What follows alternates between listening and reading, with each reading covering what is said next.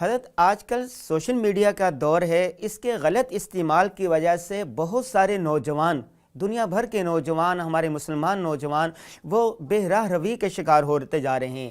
ایسے میں نوجوانوں کو کیا نصیحت کریں گے، کیا پیغام دیں گے؟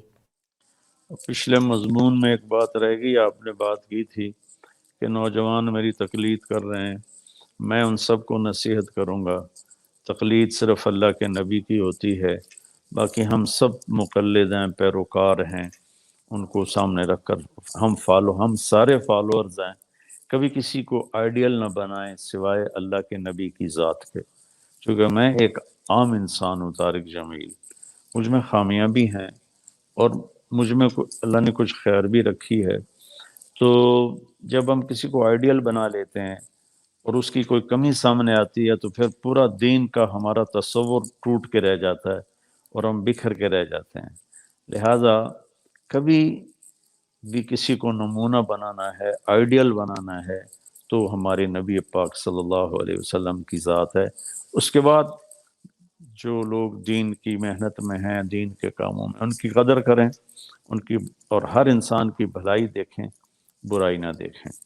اور باقی سوشل میڈیا پر یہ تو بہت بڑی جنگ چل رہی ہے، اس میں کوئی شک نہیں۔ اہل علم کا فرض بنتا ہے کہ وہ اختلافی باتیں ایک دوسرے پر اعتراض جواب اور اپنے مسلک کے بارے میں اور دوسروں کی تردید کے بارے میں، اور جو کچھ دین کے نام پر بھی تو گند ہو رہا ہے نا، بہت سا، لیکن بہت سا اچھا بھی ہو رہا ہے، ماشاءاللہ بہت ہی اچھا ہو رہا ہے۔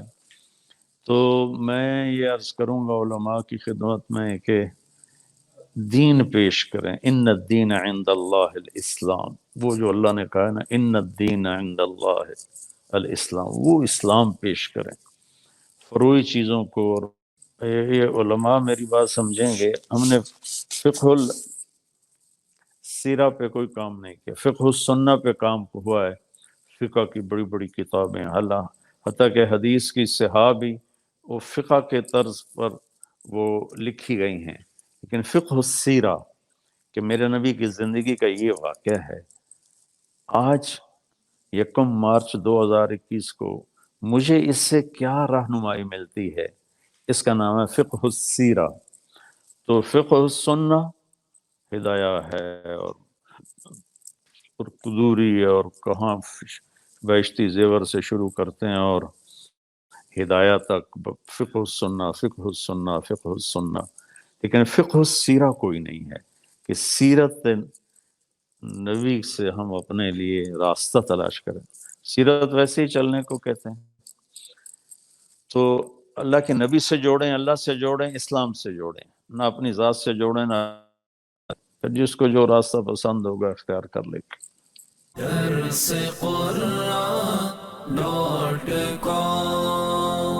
www.darsequran.com